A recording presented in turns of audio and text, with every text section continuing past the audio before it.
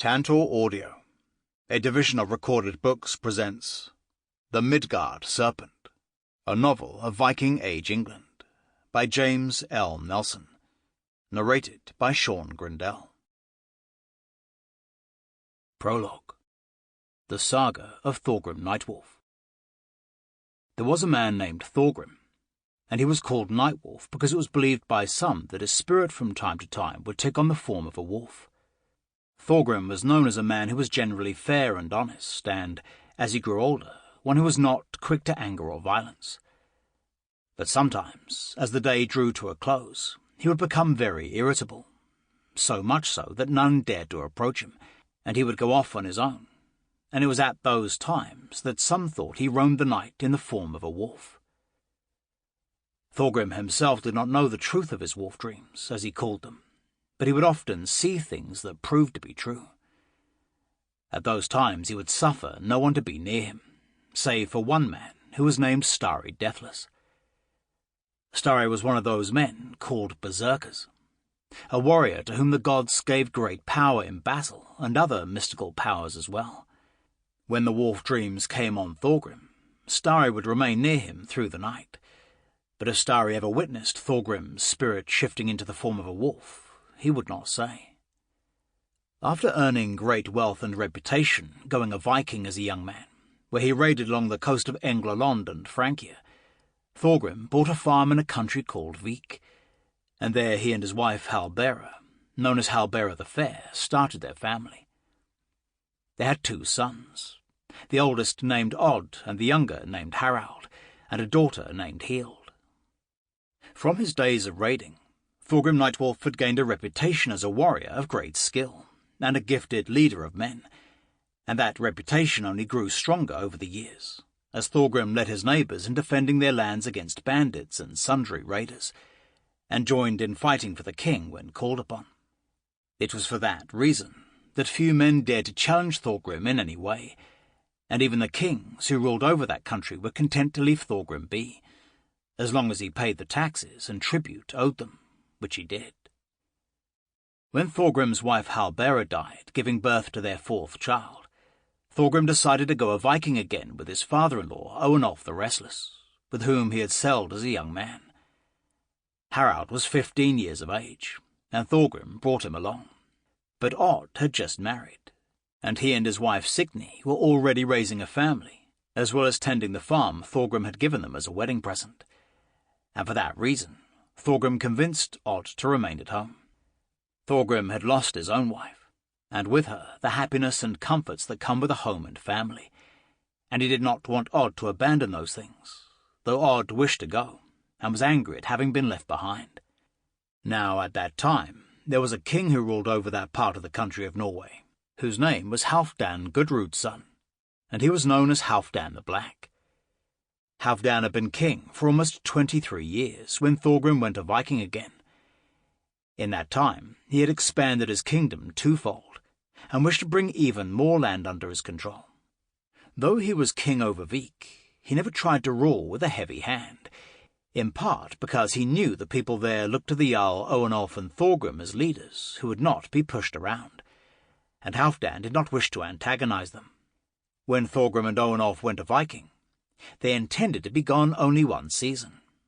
But when they did not return after several years, Halfdan reckoned that they were dead, and once again he turned his eye on their lands, which he wanted for his own, and the country of Vik, from which he hoped to receive more taxes and tribute.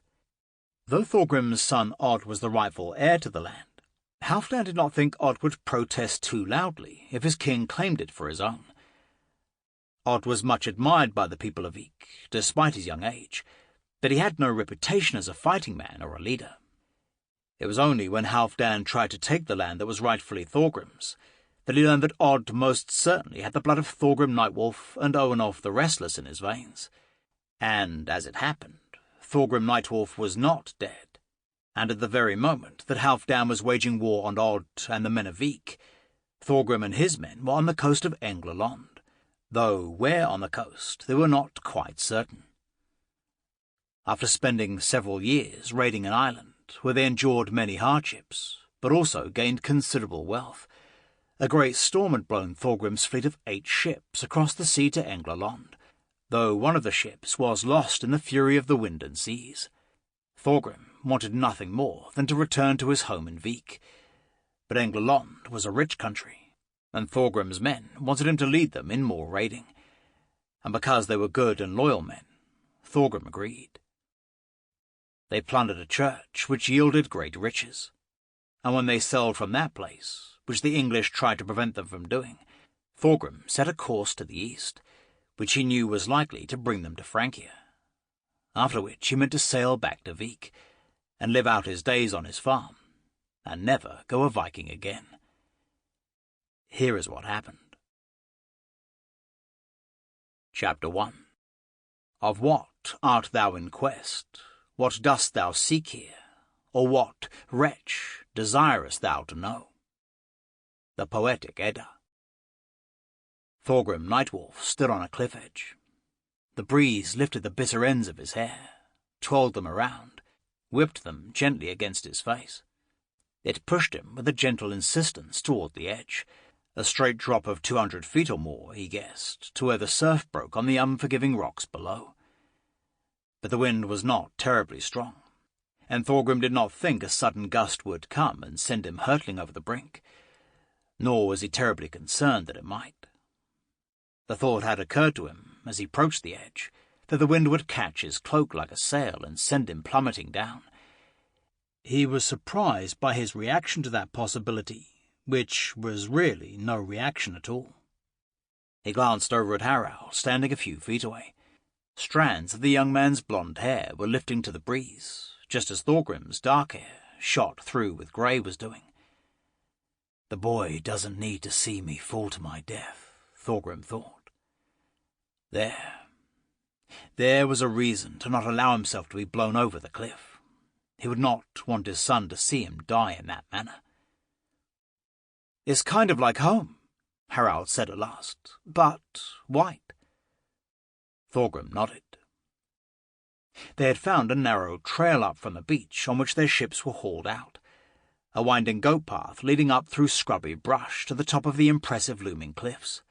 They were, as Harald noted, not unlike the steep and jagged cliffs along the coast of Norway, the granite walls ringing in the fjords that made the wind tumble and twist as it ran through the confines.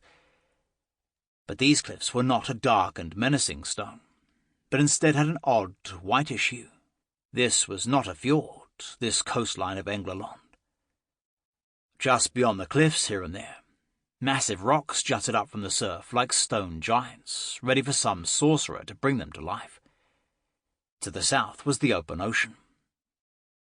At the foot of the cliffs, to the west, was the bay with its half-moon beach where they had spent the past few nights. It wasn't much of a harbour, but it was the only one Thorgrim could see from that high place. Beyond the beach, farther west, was the coastline down which they had sailed just a few days before, after fighting their way out of a shallow, muddy bay where the English had tried to trap them. To the east, more cliffs, more inhospitable coast, as far as Thorgrim could see. "Wind's westerly," Goddy said. He, too, had made the long climb up to the top of the cliff. Now he stood off to the side, and his massive frame looked as if no amount of wind or anything else could move him. He looked like nothing so much as one of the stone giants standing in the surf below. "It is," Thorgrim agreed, "and it has been more or less westerly for the past few days." The others, experienced seamen all, nodded and grunted in agreement, the implications obvious to them. An easy westerly wind would be ideal for driving their longships to the east, the direction they wished to go, and the wind's apparent steadiness meant there was a good chance they would not find themselves in a bad place on that jagged, rock-strewn shore. If the wind were to come out of the south, for instance, it could drive them up against the cliffs, and if it was blowing hard enough, they might not be able to keep clear. But so far, the wind had shown no tendency to behave that way. Thorgrim let his eyes move all around the horizon, studying the place where the sky met the earth. It seemed as if the world was divided in two, with everything to the north of them land, and everything to the south ocean, and they were standing right where both worlds met. There was nothing in the sky that looked threatening, nothing that suggested any change in the weather any time soon. Thorgrim had been gifted by the gods with an innate sense for weather, which was honed by a lifetime at sea, sailing the coast of Norway and raiding in foreign lands. If his gut told him the weather would not change soon, he believed it, and he knew the others would as well. It was a crucial point, because the next decision depended on the weather. The direction they wished to go was already set. East, always east. But Thorgrim had no way of knowing how far these cliffs extended, or how long they would have to sail before they found another place to come ashore. He did not care to sail that coast after dark, and he certainly did not want to be caught by a wind that was trying to drive them onto land. Or, worst of all, a wind trying to drive them ashore at night. He might not care about himself so much, but he had 6 ships, and nearly 400 men under his command, and 1 woman. Phelan, his lover, his former lover. Thorgrim was still not sure of his standing with her, and had found neither the time nor the inclination to inquire after her feelings on the matter. He looked inland again. His instinct told him they were on an island, not the mainland.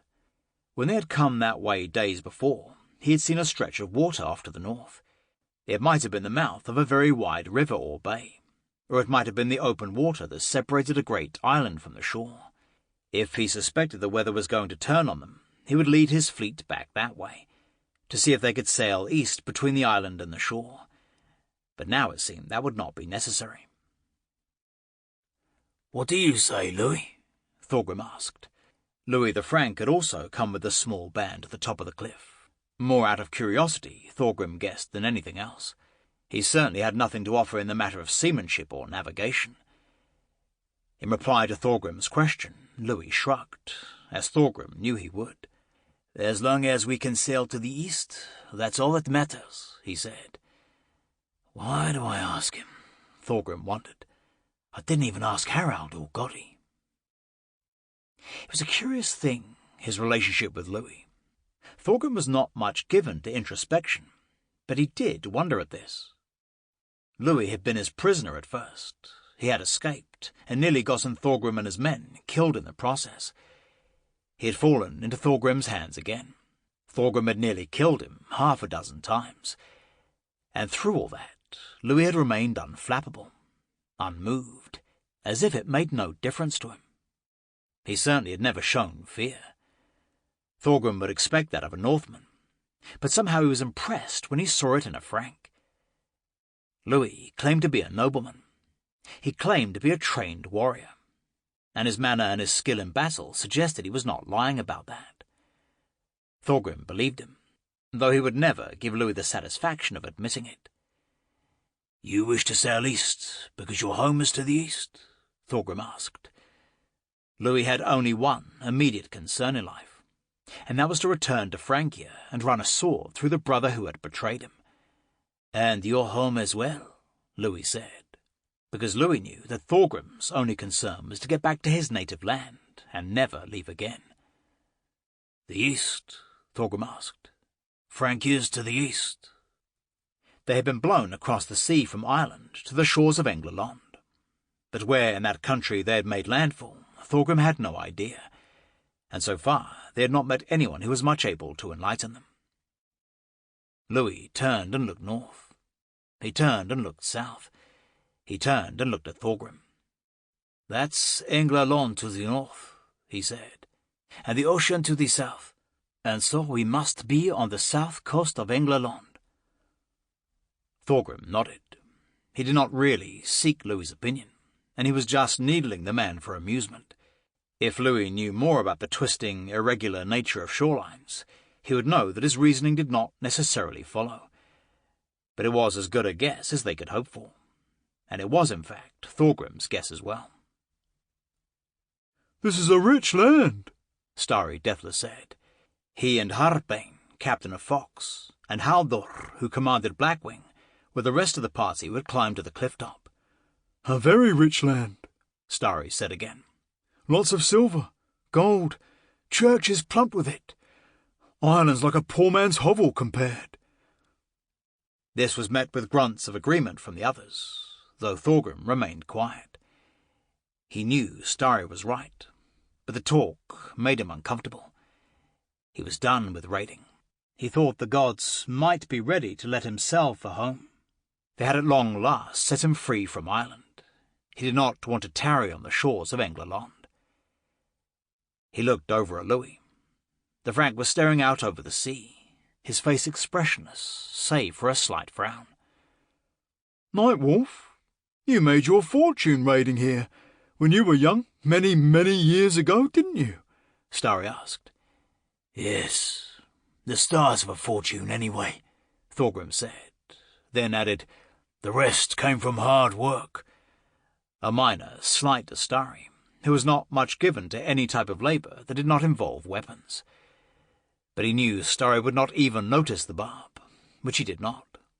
"Yes, I made a fortune here too," Starry said. "Long ago, before I wound up in Ireland, I was here. Gathered enough silver to choke a king." Thorgrim looked at Starry. "Did you?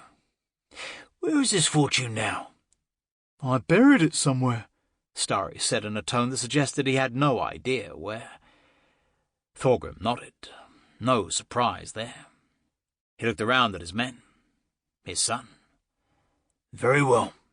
On the morrow we're off to sea, east with a fair wind. May the gods grant that it take us home, and nothing ill befall us."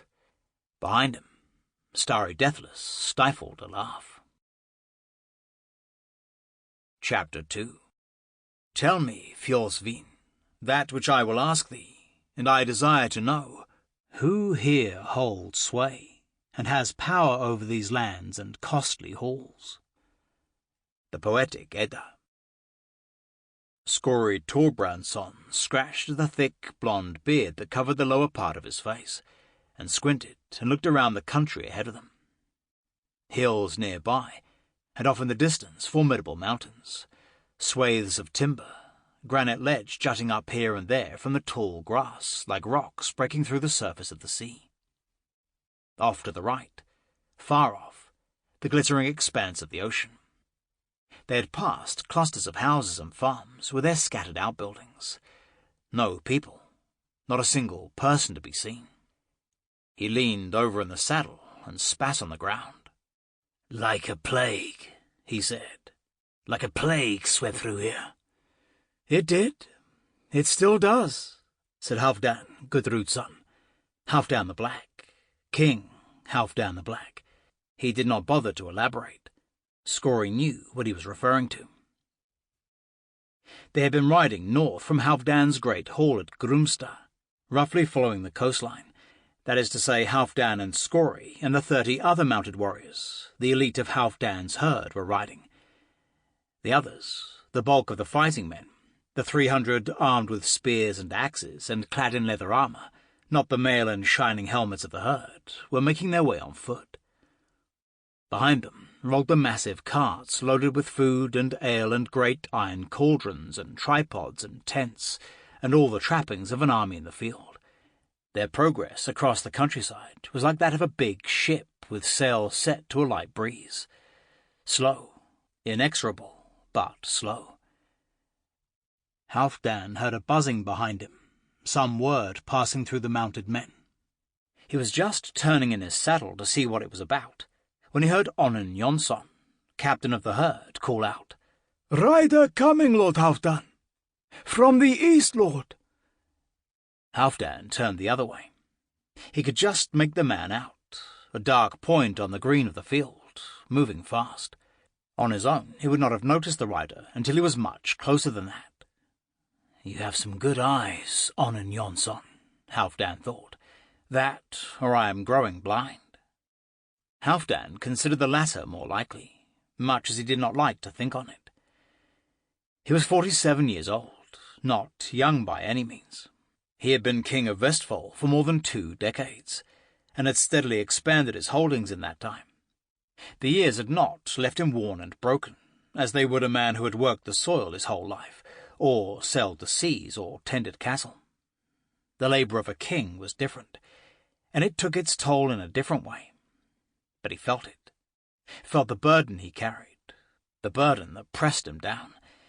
It had become heavier, much heavier of late. Halfdan kept his eyes on the rider as he raised his hand and called back over his shoulder, "Onund, we'll halt here. Give the men a rest." Then, more to himself than to any other, he added, "We'll see what this bastard has to say." Halfdan swung himself out of the saddle and handed the reins to the boy who ran up to take the horse. He felt the muscles in his thighs and back protest, and he made himself stand straight and let no discomfort show on his face. "This looks like Thorstein coming," Scory said. "He's come from that farm just south by the sea. Farm owned by that fellow, what was his name, Lord?" "Vifil," Halfdan said. Scory was one of Halfdan's Sulamadr, the men who collected the taxes and duties on things imported over the sea, and saw to the king's holdings. Until recently, Scory had looked after some of the smaller holdings south of Grumstad, but Halfdan had moved him up to Vik to oversee the lands here. The last Sulamadr, Einar Sigurdsson, had disappeared after the disastrous raid on the farm of Odd Thorgrimsson, a raid in which Halfdan and his men had been taken by surprise and driven off in humiliation. What happened to Einar, Halfdan did not know. Word came back that he had lived through the fighting, had been taken prisoner. It was possible that Odd killed him after he had been captured, but no one seemed to know for certain. If Einar had returned to Grumstad, Halfdan would have certainly have killed him. He blamed much of the debacle on Einar's incompetence, and Einar was the only man of note who had witnessed Halfdan's panicked flight from the battlefield. It gave Einar a certain leverage over Halfdan, and that was intolerable. But neither Einar nor the rest of the men who had been captured ever returned to Grumstad. Maybe they had been killed or sent off to the slave markets. They could at that moment be halfway to Constantinople, where they would sweat out the rest of their brief lives in brutal servitude. Halfdan did not know, and did not care, as long as they never showed up in Grumstad again. He watched and waited as Thorstein approached, with Scory and Onund standing nearby but keeping a respectful distance. Every muscle in Halfdan's legs and back cried for him to sit down, but he resisted, standing patiently, hands on his hips. It was not a long wait. Thorstein was riding hard, because he knew that Halfdan did not care to wait for long. Thorstein reined to a halt and dropped to the ground, stepping quickly over to Halfdan and giving a shallow bow. "Row to Vifil's farm," he said, struggling to speak in a normal tone, while still gasping for breath. "Like the other farms, Lord. Not a man, woman, or child there. No livestock. Storehouses empty." Halfdan nodded and frowned. He could see Thorstein was bracing for an explosion of anger, and he let him remain that way. But he did not feel any rage at this news. It was what he had expected. It was what they had met with since riding out in force. Rather than rage, Halfdan felt disconnected, slightly confused, as if he was not entirely certain where he was. It had been his intention to take the land that belonged to Thorgrim Night Wolf, a man who had not been seen in years, and most certainly must be dead. But Thorgrim's eldest son, Odd, had organised a surprisingly successful resistance, and it had thrown Halfdan off balance. Halfdan was not a particularly benevolent king, and he was not accustomed to resistance of any kind. He had tried to make Odd and his family prisoners and take Odd's farm, along with Thorgrim's for himself. He led an attack on the Long Hall, set it on fire, prepared to capture or kill the people as they came racing out. But it had not worked that way. Odd was not alone. All of his neighbours were there, some rich and powerful men, and they had their warriors with them. Worse, Odd had some means of getting out of the hall undetected. Halfdan still did not know how, but they had launched an attack against Halfdan and his men, which seemed to come out of nowhere, and the surprise alone was enough for them to carry the day. So, after an ignominious retreat back to Grumstad, Halfdan found himself in a state of wild rage. But along with the rage were feelings of uncertainty, confusion, strange and unaccustomed emotions. He had to react, act, and quickly. That much he knew. Such an act of treachery could not go unanswered. Ignoring it would be a greater threat to his rule than all the swords and spears in Norway. He assembled his men, his elite warriors, his herd, and his foot soldiers as well, and they marched. Halfdan meant to punish those who had dared defy him, but his thinking had not really moved much beyond that. He had no plan for just who he would punish, or what he would do to them, or to what end. He was just letting the rage drive him now. They had come first to the farm of Ammundi Thorstein's son, probably the wealthiest man in the region after Thorgrim Night Wolf. Odd Thorgrim's son might be the leader of the rebellion, but Ammundi was certainly a big part of it. Ammundi could have stopped the people from joining in with Odd if he had wished to do so, but he did not. And in fact it was Ammundi who had first refused to join Halfdan in his raid on Odd's farm. Ammundi needed punishment, and Halfdan was ready to dole it out. But Ammundi's farm had been abandoned, stripped of people, livestock and stores. Halfdan considered burning the long hall and the outbuildings to the ground, and the thought pleased him. But before he gave the order, he forced himself to think it through. If Ammundi was a traitor, then he would forfeit all of this property. If it came into Halfdan's possession, it would be far more valuable as it was, rather than as a heap of charred wreckage. So he and his men spent the night, and left the farm undisturbed as they headed out the next day. They had continued their sweep through the country north of Grimstad, the bulk of the army moving from farm to farm, while riders were sent to the more far-flung places. But they did not find any of those whom they sought to punish, nor anything else, such as food or drink, that might be of help to the army. Each farm they marched on was deserted. Of course, Halfdan realized, the free men who had stood up to his rule would have anticipated their king's vengeance. Of course they would have had people watching for the army on the march. Of course they would have retreated in the face of such a threat. They were not going to wait in their homes to be slaughtered.